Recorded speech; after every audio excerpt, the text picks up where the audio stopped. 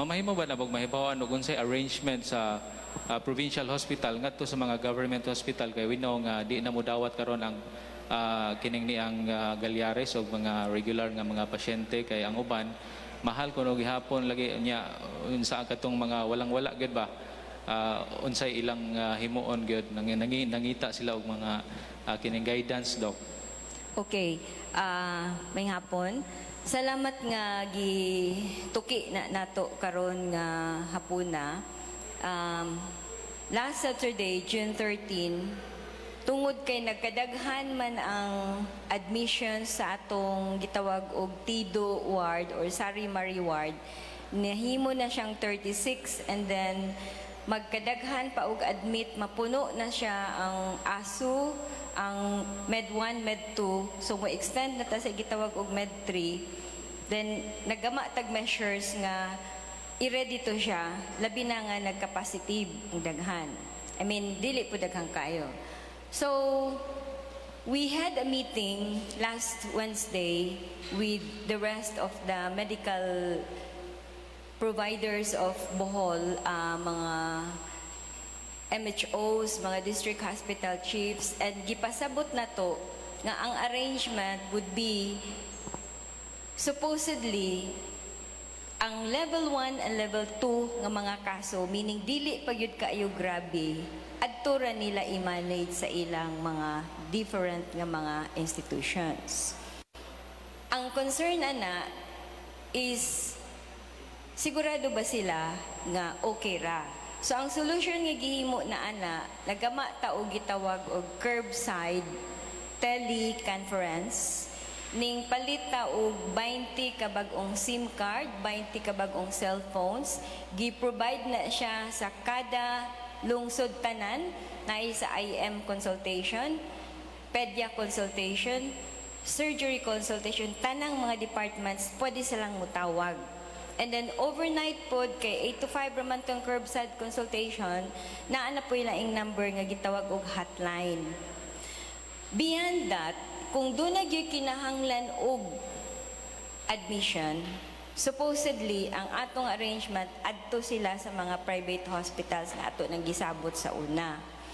Then pag meeting nato niadtong Wednesday, nasuta nato nga daghan pa gyud ang kinahanglang adjustments kay ang sabot man unta nato PhilHealth and then dili i-charge og dugang ang PF sa mga doctors.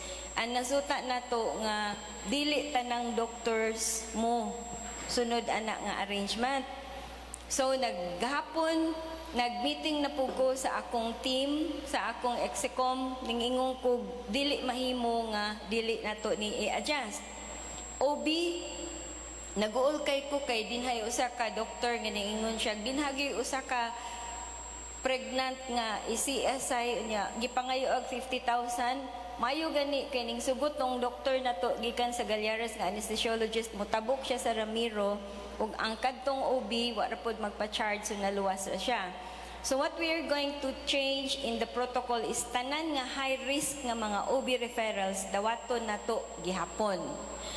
Bahin sa surgery mitingon na pud nako dugang kay mao ra man gyud ni ang medyo mahal gyud nga mga kaso. Kanang operation kanang CS or kanang mga opera but emergency ra pod kay katong elective schedule lang pud na nato aron dili pud sila mamahalan. And then gipa-meeting na po na kog dugang, nag-meeting na po sila gahapon o ganinang buntag. Ngayong kog i-open pa na to og dugang samtang makapasud pa ta kay luoy gyud ang mga tao di sila kahibaw asa sila padong.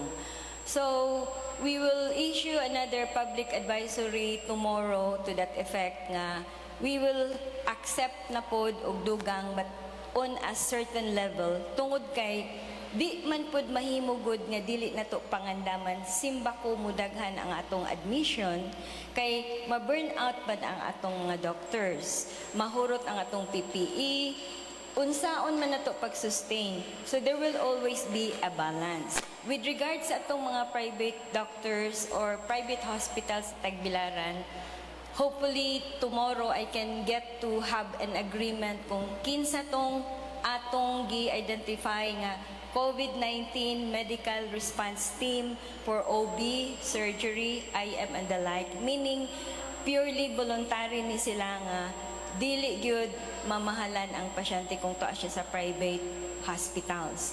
Now, the other thing is nasuta na to nga dunay uban nga bisag dili sila indigent, magpa-indigent sila. So mo emphasize na putag dugang nga ang kadtog yung indigent maoy atong unahon. So always evolving ni siya, sir. Like sa ako nang giingon sa mong announcement, bisan tuod nga angay gyud kayo tang hugot og pangandam for COVID-19 cases as dedicated hospital sa Galyares, dili gyud na to i-completely sira ni kay di ta makaako nga wa nay kaatuan ang mga pasyente. It's always evolving. And in fact, the other thing that we mentioned during the meeting last Wednesday is please kung dunay referral and dili masabot, kuha ang number o kinsa nang balibad, and we are also practicing everyday analysis of what happened of the previous day so we can really continually adjust and serve the people.